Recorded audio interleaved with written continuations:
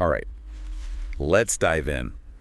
Today we're looking into something that a lot of you have been searching: DEI. Diversity, equity, and inclusion. Yeah. Exactly. Yeah. You've been sending in so many searches, especially anything to do with like government policies and the Trump administration. It looks like lots of questions about executive orders and like what kind of impact different political changes have had. Yeah. It's really clear that this is something that you're all trying to like wrap your heads around. And honestly, I don't blame you. Right. DEI is a hot topic pretty much everywhere right now. It is. Oh, yeah. I mean, it's so woven into all of these conversations that we're having about, workplaces, education, and of course, government. Right. Absolutely. Yeah. And it seems like you're especially interested in how DEI plays out in federal policy, like those specifics. Yes. I saw a lot of searches for the Equal Employment Opportunity Act of 1965. Yeah. I have to admit, even I had to like go back and refresh myself on that one. It's a big one. It's a landmark piece of legislation. Oh, yeah. But basically, the EEO Act was a really major step toward preventing discrimination in the workplace. Okay. And it basically says that you can't discriminate based on race, color, religion, sex, or national origin when it comes to things like hiring, promotions, any other employment terms, really. So at least in theory, it makes things more fair. Yeah, level the playing field. Exactly. Level the playing field. Okay. So now you had some really interesting notes about how this connects back to the Civil Rights Act of 1964. Right. I'm guessing they're not like totally separate issues. Oh, definitely not. Think of them as like two sides of the same coin, Okay. The Civil Rights Act was addressing discrimination in a much like broader societal context. Okay. But then the EEO Act was focusing on the workplace specifically. Gotcha. But they build on each other. I mean, it's really fascinating how they do that, and it set the stage for everything that we talk about now with DEI. Yeah, that makes total sense. Yeah. Okay, so speaking of building on those foundations,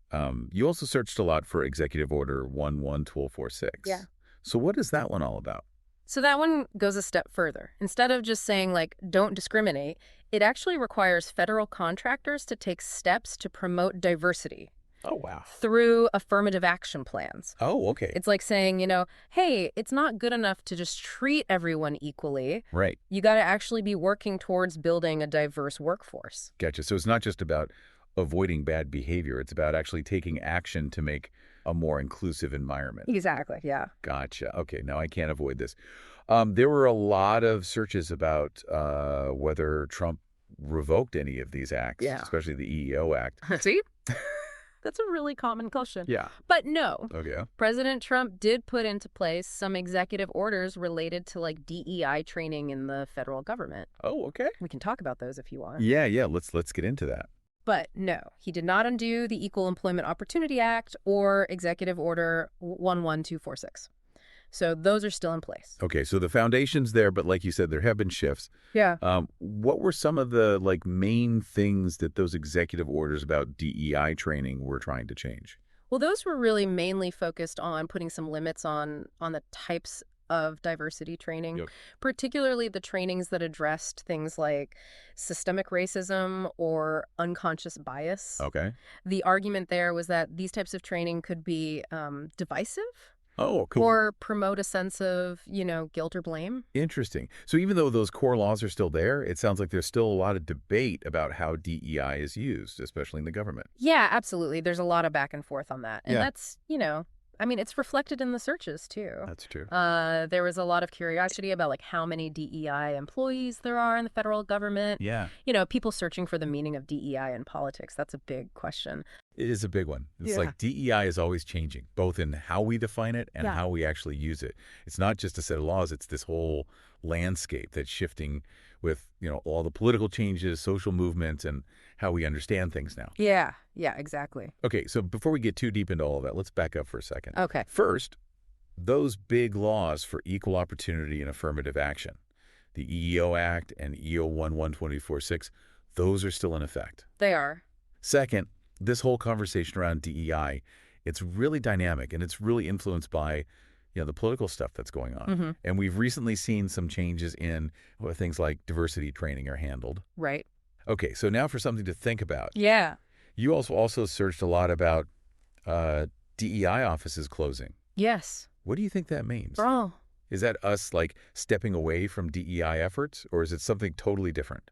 It's a really good question. What could be the long-term results of something like that? Right. Well, I think we have to consider a lot of different things there. Yeah.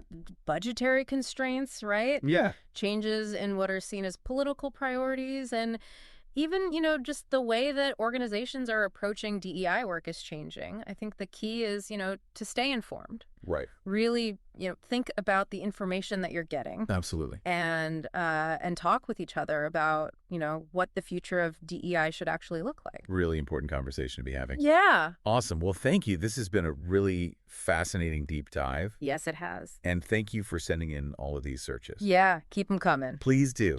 Keep them coming. Today is your lucky day.